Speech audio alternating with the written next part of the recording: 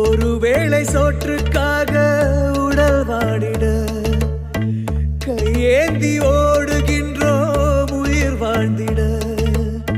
பசி என்ற தீயில் இறைப்பை சாம்பல் ஆகுது.